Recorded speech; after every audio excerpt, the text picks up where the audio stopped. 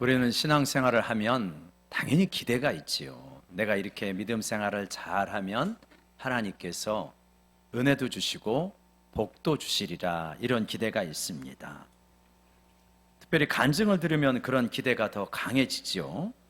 그러면 내가 하나님 앞에 이렇게 믿음으로 씨름하고 기도도 많이 하니 건강도 좋아질 것이고, 또 물질도 하나님께서 적절하게 부어주시리라, 그리고 내 자녀도 앞길이 평탄하게 될 것이다, 이런 기대가 있지 않습니까? 이 기대가 잘못된 건 아니죠. 또 이런 기대가 없다면 무슨 힘으로 신앙생활을 하겠습니까? 그러니까 우리가 이제 그런 기대를 가지고 신앙생활을 하는데 꼭 이러한 기대대로 되는 것만은 아니더라. 믿음생활 잘하고 있는 것 같은데, 열심히 기도하고 있는 것 같은데 건강이 좋아지지 않습니다. 물질의 문제가 해결될 기미가 보이지 않아요. 자녀의 길이 형통하게 좀 열려야 되는데 오히려 더 꼬이는 것 같은 그러한 속상한 일이 생기기도 합니다. 이러할 때 이러한 부분을 어떻게 받아들여야 될까? 또 우리가 실망스러울 때도 있는데, 신앙이라고 하는 것은 그렇게 단순한 것이 아니다.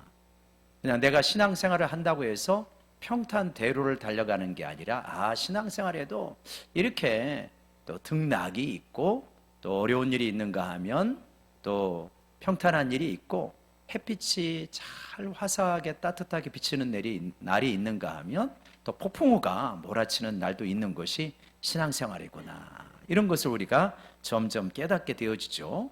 오늘 엘리야의 이야기를 통하여서 우리 신앙의 세계를 좀 더 깊이 파헤쳐가는 그러한 시간이 되었으면 좋겠습니다. 여러분은 주보에 나와 있는 우리의 설교의 제목 같이 한번 읽어볼까요? 시작. 신화와 우화. 조금 이상하지요? 신화란 무엇이고 우화란 무엇일까요? 신화할 때 우리는 당연히 어떤 생각을 하냐면 단군 신화, 이런 생각을 하죠. 단군 신화 같은 거는 없는 이야기인데, 우리 민족의 어떤 정신 같은 거를 담은 게 단군 신화이지 않습니까? 사실이 아니라는 거죠. 근데 여기서 말하는 신화는 그러한 개념이 아니다라고 하는 것을 꼭 좀 생각을 하셔야 될 것 같습니다. 그러니까 신화와 우화라고 하는 것은 신학자 크로산이라고 하는 사람이 이야기하는 건데요. 신화라고 하는 것은 이러한 것입니다. 신화라고 하는 것은 우리 사이에 있는 모든 갈등이 화해로 풀어지고 해피엔딩으로 마치는 게 신화죠.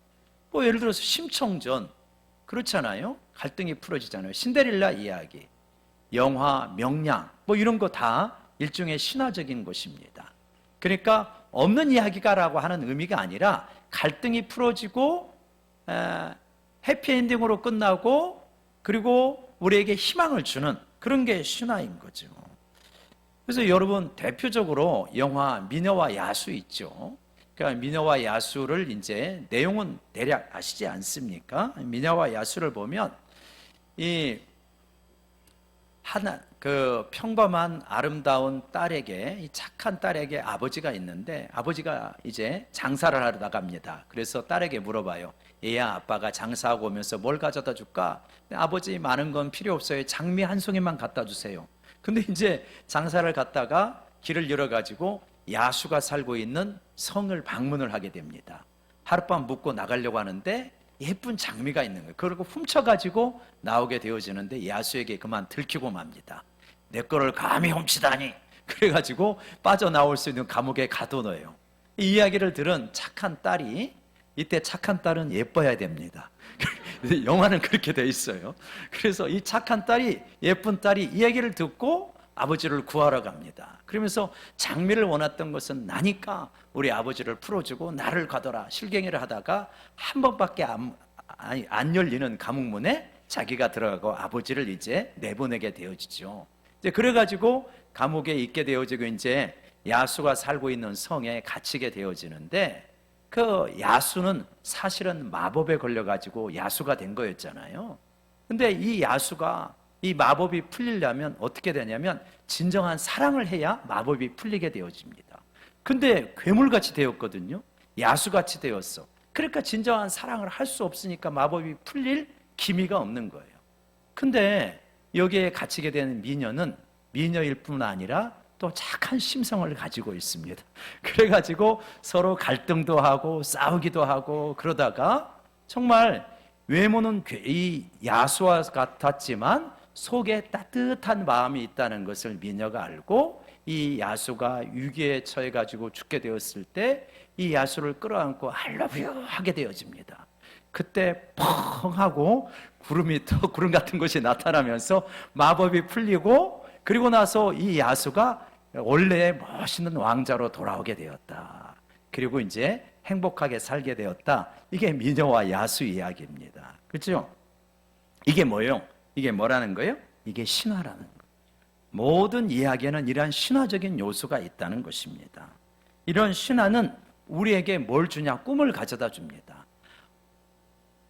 우리에게 이러한 해피엔딩이 기다리고 있다는 거예요. 그리고 갈등들이 화해가 되어지는 그러한 일이 우리에게 있을 것이다. 그래서 우리는 근본적으로 이런 이야기를 들으면서 어떤 마음을 갖게 되냐면 인생에 대해서 낙관적인 생각을 갖게 됩니다. 지금 내가 이렇게 계모 밑에서 힘들게 고생을 하고 있어도 언젠가는 백마탄 왕자님을 만나게 될 거야 라고 하는 꿈을 신화의 이야기를 들으면서 갖게 되어지는 거죠. 만약에 인생에 신화적인 요소가 없다면 힘겨워서 어떻게 삽니까? 냉엄한 현실만 직시해 이래가지고 어떻게 삽니까? 꿈이 있어야 살아가죠. 그러니까 모든 이야기에는 이러한 신화적인 요소가 있는 거죠. 그런데 신화만 있는 것이 아니라는 거예요. 이야기에는 뭐가 있다? 우화가 있다는 것입니다. 그래서 우화하면 우리가 이솝 우화를 생각하지만 이 우화라고 하는 것은, 다시 처음에 이 PPT 한번 보여주시면, 이 우화라고 하는 것은 이런 것이죠. 과연 야수와 미녀가 화해를 했는데 이러한 화해가 진정으로 가능한 것인가? 라고 의문을 던지고, 해피엔딩으로 미녀와 야수 이야기가 끝났는데 과연 그 이후에도 행복할까? 이 의문을 던지는 게 우화입니다. 미녀와 야수 2편을 만약에 제작을 한다고 합시다. 그러면 왕자가 이제 원래의 모습으로 돌아와서 자기를 사랑해주고 원래의 모습으로 돌아왔기 때문에 행복하게 허니문 기간을 갖는데, 조금 지나다 보니까 이 미녀가 평민 출신이에요. 그러다 보니까 약간 문화적인 충격이 있고, 그래서 너무 세련되지를 않아. 그래가지고 다시 파티를 벌이면서 이 귀족들의 이 딸들이라든가 이웃 나라의 공주를 초청해가지고 파티를 벌이고 곁눈질을 하고, 그래서 미녀가 시기가 생기고 질투가 생겨서 밤새도록 싸웠더라. 이런 이야기가 뭡니까? 이게 우화예요, 우화. 해피엔딩의 그늘, 이게 우화가 있는 거예요. 여러분, 그 대주교의 죽음이라고 하는 이러한 그 단편 소설이 있는데, 단편 소설에 이런 게 나와요. 이 대주교가 있었는데 이분은 기도를 많이 하는 거룩한 성직자입니다. 그래서 늘 성당에 가가지고 간절하게 기도하는데, 그날도 하나님 앞에 거룩하신 하나님 하면서 간절하게 기도를 듣는데 뜻밖의 하나님이 말씀을 하시는 거예요. 그래, 아들아, 네 문제가 무엇이냐, 이렇게 하늘에서 음성이 들려오는 거예요. 그러니까 하나님 진짜 듣고 계셨어요? 깜짝 놀라가지고 심장마비로 죽었다. 이게 대주교의 죽음이에요. 이런 소설입니다. 지금까지 기도하면서 하나님이 당연히 듣고 있을 거라고 생각을 했는데 진짜 들으시니까 놀라가지고 죽는 거예요. 이게 우화입니다. 이런 어떤 이야기, 우리가 별로 문제가 없고 행복할 거라고 하는 이야기 밑에는 한꺼풀만 벗겨보면 삶의 어려움이 있다는 거예요. 그러니까 누군가가 만나서 이야기를 하는데 나는 너무 걱정이 없고 모든 일이 만사형통하고 행복합니다 하면은 우리는 이 사람이 신화로 이야기하고 있구나, 우화는 지금 말하고 있지 않네 라고 생각을 하게 되는 거예요. 교회를 소개하면서 우리 교회는 아무런 문제가 없습니다. 목사님 훌륭하시고 장로님 훌륭하시고 권사님 훌륭하시고 사랑이 넘칩니다. 아무런 문제가 없습니다. 그러면 이분이 교회에 대한 신화로 이야기하고 있구나, 우화는 말하고 있지 않구나, 직관적으로 우리는 그렇게 느끼는 거예요. 여러분, 우화의 기능은 뭐예요? 우화가 왜 만들어지는 거예요? 우화는 우리로 하여금 순진한 낙관주의에 빠지지 말라고 경고합니다. 낙관주의를 가져야 돼요. 그러나 순진한 낙관주의는 안 된다는 거예요. 인생은 그렇게 장밋빛 일생만은 되지 않는다. 삶 속에는 어려움이 있는 것이다. 힘겨운 현실에 눈을 떠라 라고 말하는 게 우화입니다. 여러분, 우리 예수 믿는 사람은 신화를 가지고 있지만 또 한편에 우화를 가지고 있는 거예요. 그러니까 우화를 이해하지 못하면 우리는 신앙에 대해서 실망하기가 쉬워요. 무슨 말이냐? 예를 들면 이런 겁니다. 예수님을 믿어도 우리가 부유해지려면 열심히 일하고, 그리고 자본의 흐름을 잘 이해하고, 그리고 적절하게 투자하고, 그래야 부유해질 수가 있는 거예요. 예수님을 열심히 믿어도 공부를 열심히 해야 성적이 올라가는 겁니다. 근데 어떤 사람이 이렇게 순진하게 생각해요. 기도만 많이 하면 돼. 기도만 많이 하면 하나님이 다 알아서 해줘. 그러면서 이 학생이 기도는 많이 하는데 학교에 가서 공부는 안 해. 잠을 졸아. 그러면 기도 많이 하면 성적이 좋아질까요? 안 좋아진다는 거예요. 우화를 깨닫지 못하는 거예요. 인생의 형실을 직시해라. 그럼 하나님, 그러면 기도하고 예수 믿는 게 무슨 의미가 있습니까? 기도 많이 하면 어떻게 합니까? 학생으로 이야기로 단순하게 하면, 기도 많이 하면 학교 가서 졸지 말아라. 하나님이 깨달음 주시죠. 학교 가서 열심히 공부해라. 깨달음 주시죠. 하나님, 내가 부유할 수 있도록 도와주세요. 우리 가정의 문제, 재정의 문제 해결할 수 있도록 도와주세요. 간절히 기도하면, 그러면 열심히 일해라. 네가 좀 경제를 공부해라. 잘 사는 사람에 가가지고 이야기를 들어봐. 어떻게 사는지. 이렇게 하나님께서 말씀해 주시는 거죠. 그러니까 우화는 뭐냐? 우화라고 하는 것은 우리의 삶을 직면해라. 삶의 어려운 현실을 네가 눈 감지 말아라. 삶의 어려운 현실을 네가 직시하고 정면 돌파해라 라고 가르쳐주는 것이 우화라는 것입니다. 엘리야의 이야기가 있어요. 우리가 잘 아는 이야기죠. 엘리야의 이야기는 그러면 무엇과 무엇이 있다는 거예요? 신화도 있고 우화도 있다라고 하는 걸 말하는 것입니다. 신화는 뭡니까? 우리가 잘 아는 거예요. 이스라엘 백성이, 이세벨 선지자가 이스라엘 백성을 잘못 끌고 가자 온 국민이 우상 숭배에 빠졌습니다. 바알과 아세라 종교가 국교화가 되다시피 했어요. 엘리야 이거를 견디지 못하고 정면 대결을 신청합니다. 갈멜산으로 모여라. 그래서 바알과 아세라 선지자 850명이 모이고, 한편에는 엘리야 혼자 붙게 되어집니다. 자, 진짜 신이라면 하늘에서 불이 내려오게 할 것이다. 불이 내려오게 하는 자가 진짜 신 아니냐? 그러니까 백성들이 좋다. 대결을, 정면 대결, 능력 대결을 펼칩니다. 850명의 바알 아세라 선지자가 부르짖고 외치고 자기 몸에 상체계를 내면서 아무리 불을 달라고 해도 불이 옵니까? 안 오죠. 엘리야가, 니네 신은 그런 불을 못 주는가 보다. 우리 여호와 하나님이 어떤지 봐라. 갖다가 물을 부어라. 그래가지고 제물에 물을 3번이나 쫙 붓고, 그리고 하나님께 기도하자. 어떻게 됩니까? 그렇게 요란 떨지도 않았습니다. 하나님이여, 하나님께서 불을 내려주실 수 있는 것을 믿사오니 불을 내려주십시오. 기도했더니 하늘에서 불이 확 내려와가지고 번제물을 다 살라버리십니다. 여러분, 이게 사실임을 믿습니까? 네, 이게 사실입니다. 역사적 사실이라고 믿는 거예요. 근데 이 신화적 요소가 있다고 말씀을 드리는 거예요. 역사적 사실인데. 근데 그것뿐만이 아니었어요. 엘리야, 하나님은, 우리가 믿는 여호와 하나님은 하늘에서 불을 내려주시는 분이다. 그뿐만이 아니다. 엘리야가 기도하고 선언해가지고 3년 6개월 동안 지금 비가 오지 않았잖아요. 하나님께 이제 비를 달라고 기도를 합니다. 우상 숭배의 원흉들을 척결했으니 하나님 비를 주십시오. 그래가지고 갈멜산 꼭대기에 올라가가지고 이 무릎 사이에 얼굴을 집어넣고 기도를 합니다. 여러분, 저도 기도할 때 이거 해봤는데요. 한번 해보신 분 있을 거예요. 무릎 사이에 얼굴 들어갑니까? 제가 아무리 해봐도 안 돼요. 유난히 엘리야가 허리가 길었는지 유연했는지 아무튼 이렇게 간절하게 기도했다는 거예요. 간절하게 기도했더니 결국은 이 손바닥만한 구름이 밀려오기 시작하더니 결국은 먹장 구름이 와가지고 비가 쫙 쏟아지는 놀라운 역사가 일어납니다. 이걸 통해서 뭘 말하는 겁니까? 우리 하나님은 하늘에서 불도 내리실 수 있는 분이요, 물도 내리실 수 있는 전능한 능력의 하나님이시다. 그걸 우리에게 가르쳐 주는 것입니다. 그렇기 때문에 우리는 근본적으로 어떤 사람이면 낙관주의자들이에요. 전능하신 하나님이 우리 편이시다. 세상에 바알 아세라 선지자가 850명이 있다 할지라도 우리 하나님은 전능하신 하나님이시다. 내가 1대 850으로 싸워도 능히 이길 수 있다. 이 믿음을 가지고 살아가는 사람들이 하나님의 사람들이다. 지금 이게 신화적인 요소라고 하는 거죠. 그럼 이제 또 무슨 이야기가 나오겠습니까? 우화적인 요소가 나오는 거예요.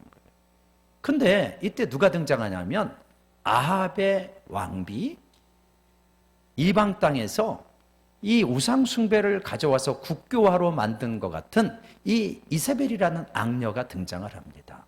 근데 그 얘기를 누구에게 듣냐면 1절에 보니까, 우리가 읽었던 1절을 보니까 아합이 엘리야가 이렇게 놀라운 역사를 일으키고 하늘에서 불도 오고 선지자 850명을 죽였다, 그렇게 이세벨에게 이야기를 합니다.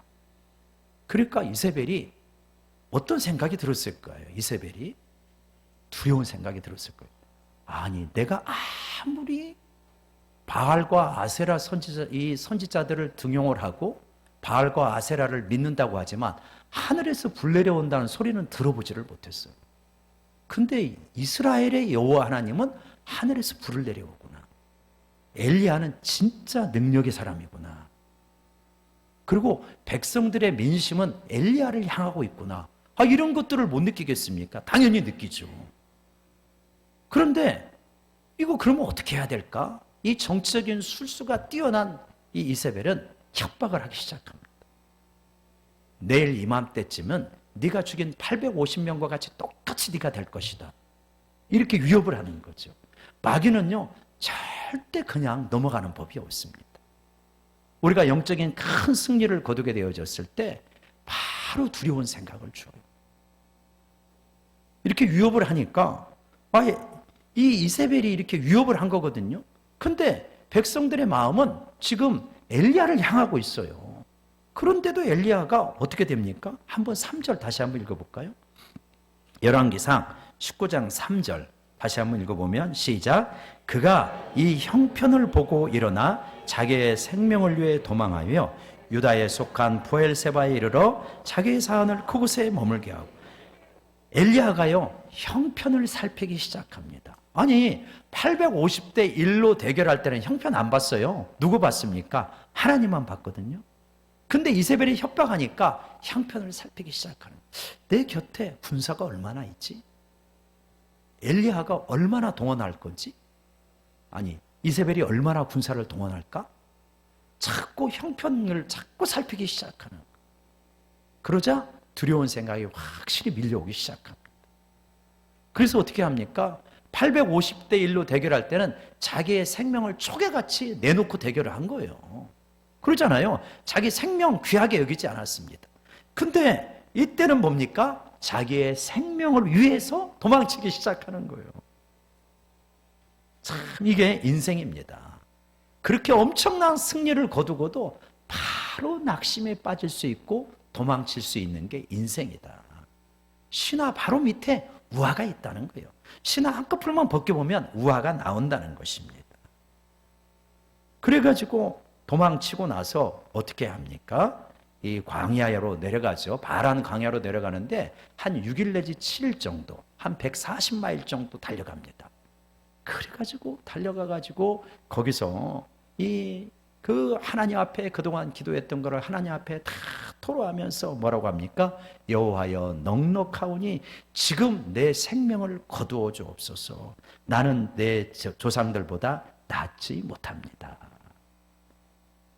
엄청난 승리 뒤에 엄청난 좌절과 낙심이 있는 것입니다. 여러분 우리 신앙생활이 그래요. 내가 영적으로 큰 은혜를 받고 승리할 것 같다가도 내가 이번 주에 정말 놀라운 승리를 거두리라 다짐을 하고 주일을 예배를 드리고 나가게 되어집니다. 근데 지나놓고 보면 잘 이기는 한 주도 있는가 하면 언젠가 또다시 넘어져 있는 나 자신을 발견할 수 있는 거예요. 내가 부흥회라든가 기도회를 통하여서 큰 은혜를 받고 나 이제 진짜 믿음으로 살리라 결단을 했거든요. 그런데 조금 지나지 않아서 보면은 여전히 연약한 내 모습을 발견할 수 있는 그런 우리들의 모습이라. 엘리야도 이랬는데 우리들을 이룰 수 있는 거죠. 그래서 여러분, 내가 신앙생활 하다가 지금 좀 낙심하고 어려운 일 가운데 낙심해 있다면 너무 좌절하지 마시기를 바랍니다. 그게 인생이다. 우리 옆 사람 바라보면서 한번 격려합시다. 그게 인생입니다. 그러니까 너무 나를 몰아붙이지 마세요.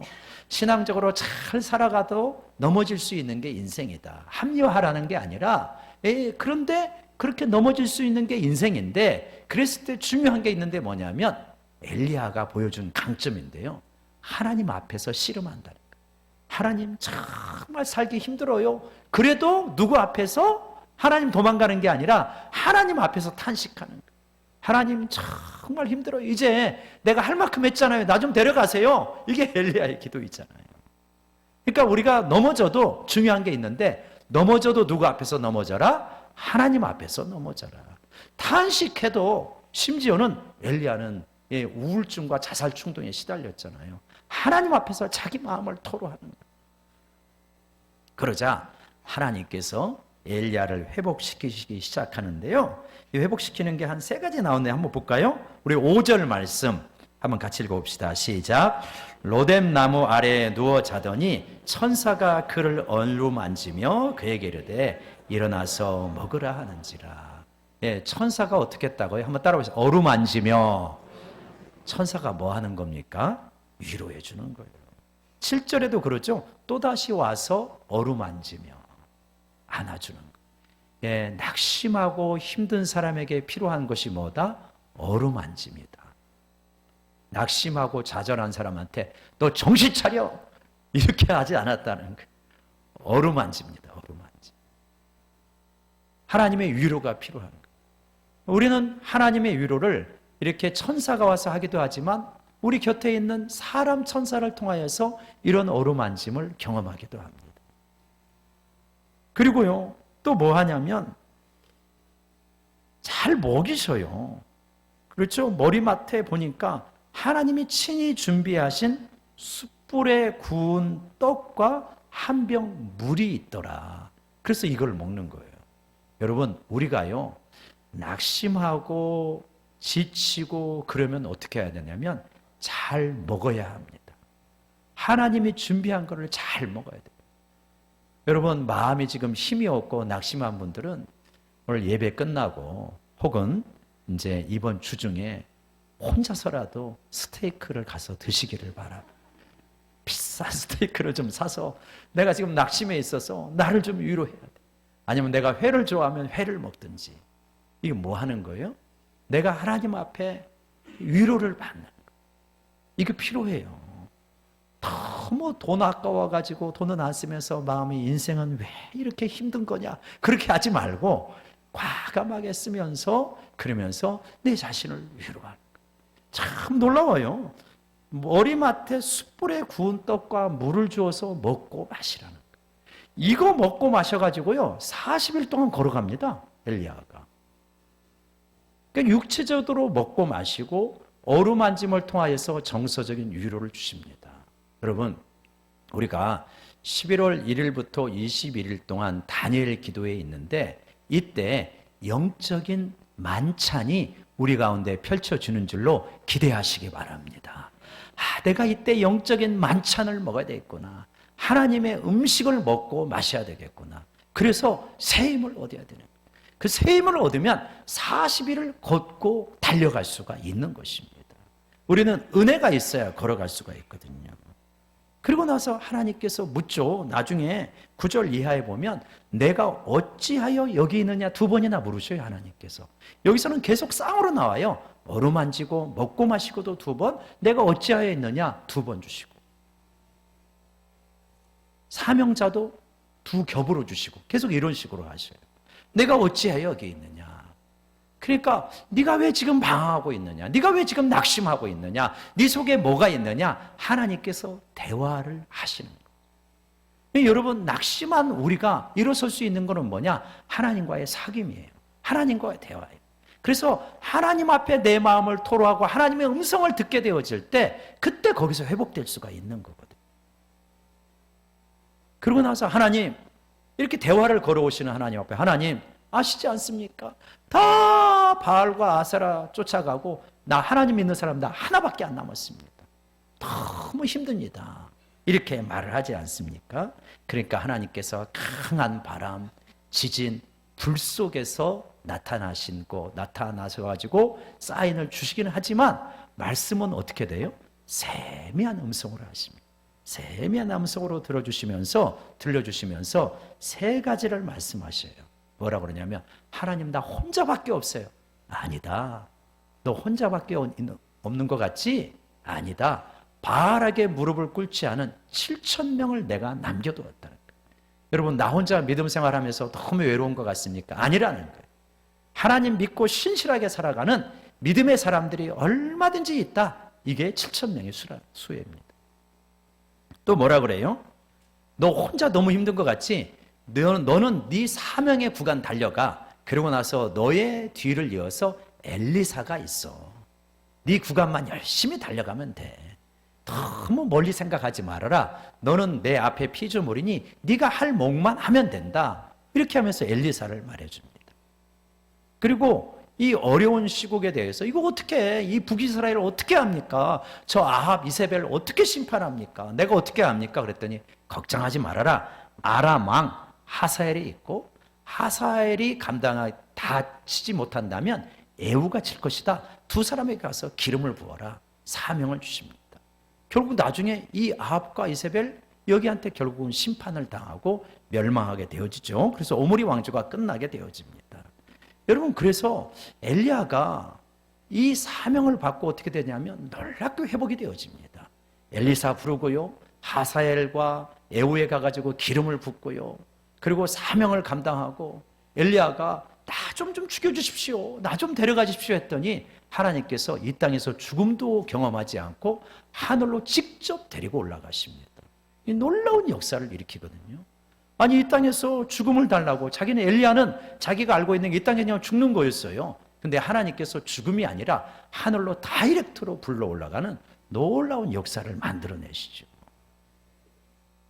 여러분 그래서 우리가 우화와 같은 이 어떤 현실의 고통스러운 이 현실을 직면해야 되게 될 때 하나님께서 어떻게 회복하시는지를 볼 수 있어요. 하나님께서 어떻게 하십니까? 쉼을 주시고 어루만져 주시고 그리고 먹을 것을 주시죠. 그리고 대화하시고 사명을 주셔서 이 사람을 회복시키는 걸 보게 되어집니다. 여러분 우리가요 뭐가 있어야 우리가 회복되어지냐면 여러분 우리가 지쳐 있을 때 아무것도 안 하면 회복될 것 같죠? 천만의 말씀입니다. 더 가라앉아요. 적당하게 하나님이 주신 사명을 감당해야 된다. 어떻게? 적당하게 사명을 감당해야 된다. 우리 옆 사람 바라보면서 한번 격려합시다. 사명에서 도망치지 맙시다. 시작. 사명에서 도망치지 맙시다. 10월, 11월 달만 되면 내가 가슴이 철렁거려. 목사님 저 그만둘게요. 혹시 이 이야기 올까 봐. 사명에서 자꾸 물러서면 안 돼요. 여러분 사명이 뭡니까?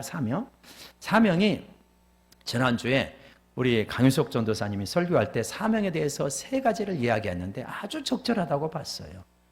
한번 첫 번째 읽어봅시다. 시작. 남보다 더 많이 받은 것이 사명이다. 남보다 더 많이 받은 게 사명이에요. 여러분 교육을 많이 받았습니까? 이게 사명이에요. 교육받은 거 가지고 교육받지 못한 사람 섬기라는 거예요. 여러분 내가 물질을 많이 받았습니까? 이게 사명이라는 거예요. 물질을 많이 받으면 너를 위해서도 잘 쓰지만 어려운 이웃을 위해서도 쓰라는 거예요. 이게 사명이라는 거예요. 내가 막 남보다 힘이 셉니까? 힘 자랑하지 말고 그 힘을 가지고 연약한 자를 위하여서 섬기라는 거예요. 이게 사명이라는 거예요. 두 번째 읽어볼까요? 시작. 고통이 있었던 곳이 사명이다. 고통이 있었던 곳, 고통이 있었던 것, 그게 사명이라는 거예요. 왜냐? 고통이 있으면 거기서 많은 깨달음을 얻고 훈련이 되어지고 지금 나와 비슷한 고통을 받고 있는 사람에 대한 연민의 마음이 절로 생기게 되어집니다. 질병으로 아파본 사람은 질병으로 고통당하는 사람을 위로하게 되어 있어요. 그게 사명인 거예요. 하나님이 그냥 그 고통을 준 게 아니거든요. 고린도후서에서 말하는 것처럼 내게 받은 내가 우겨쌈을 당하는 것 같은 그러한 고통 속에서 하나님이 위로해 주셨는데 그 위로로 다른 이를 위로하게 합니다. 라고 이렇게 말씀하고 있거든요.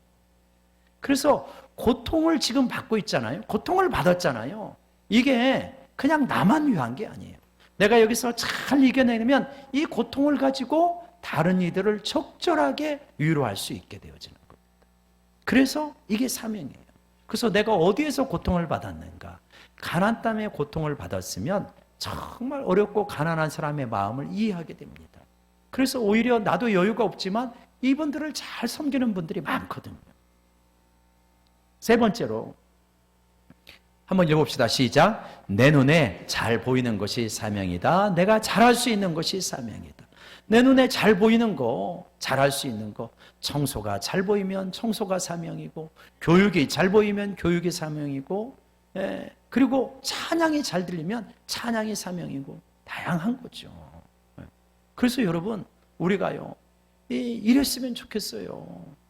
특별히 문제만 지적하는 사람이 아니라, 우리 교회는 이게 문제예요. 우리 교회는 이게 약점이에요. 우리 공동체는 이게 약점이에요. 그거 누구든지 잘할 수 있는 거라 그랬잖아요. 이게 약점이니 내가 이거 좀 하겠습니다. 그런 부분들이 있어요. 어느 교회나 마찬가지. 우리 교회는 사랑이 부족해요. 이 말하기는 쉬워요. 사랑이 부족하면 어떻게 그 사랑을 네가 채울래? 그 사랑 부족한 게 네 눈에 잘 보이는데 그러면 그 사랑 어떻게 채울래? 하나님께 기도하는 거죠.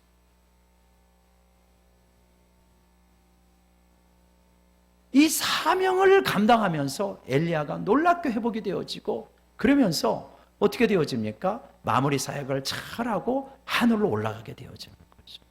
여러분, 우리들도 하나님 앞에서 내가 맞는 것이 너무 많아가지고 탈진하면 안 되겠지만 또 너무 이렇게 이제는 이제 그만하고 좀 편안하게 신앙생활을 할래 이렇게 하면은 영적으로 힘이 날 것 같아도 그렇지 않아요. 적절하게 사명을 감당할 수 있기를 원합니다. 하나님이 내게 주신 은사들이 다 있어요. 그래서 적절하게 감당할 때 힘이 나게 되는 것입니다. 여러분, 엘리야가 결국은 이제 사명을 감당하고 하늘로 올라가게 되잖아요. 엘리야는 나 좀 죽여주십시오 라고 기도했는데 하나님께서는 엘리야가 상상하지 못한 방식으로 죽음을 경험하지 않고 하늘로 올라가게 되었습니다. 이게 뭐요? 이게 새로운 신화입니다. 그러니까 신화가 있고 우화를 겪어가면서 우화를 이겨내게 될 때 새로운 신화로 마무리되어지는 것. 이게 이야기 구조라는 것. 엘리야 이야기라는 것. 우리 삶의 모습이라는 것입니다. 여러분, 우리들도 마찬가지입니다. 우리 신앙의 여정에 어떻게 장밋빛만 되겠어요? 늘 평탄 대로가 있겠습니까? 한번 지금 잠깐 생각해 보시면 요셉의 이야기도 신화, 우화, 신화로 마무리되어지죠. 다니엘도 신화, 우화, 신화로 마무리되어지죠. 이야기 많은 이야기가 그렇게 마무리되어져요. 왜 그러냐? 우리 신앙의 여정이 그렇다는 거예요. 하나님을 만나고 신앙생활하면서 놀랍게 하나님의 은혜를 체험하면 잘 될 것 같지만 여기에 우화 같은 고통과 쓴맛과 어려움들이 있습니다. 거기서 낙심하지 아니하고 하나님을 붙들고 기도하게 되면 하나님께서 놀랍게 승리하게 되면서 다시 신화로 나아가게 돼요.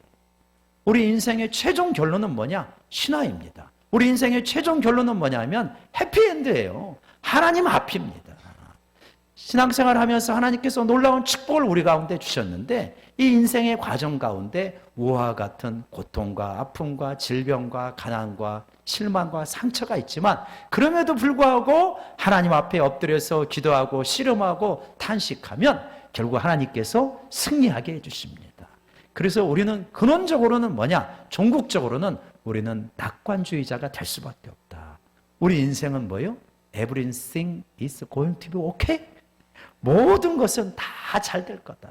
우리 인생은 결국은 뭐냐? 하나님 앞에 씨름하는 자는 모든 것이 합력하여 선으로 끝나는 게 우리 인생인 줄로 믿습니다.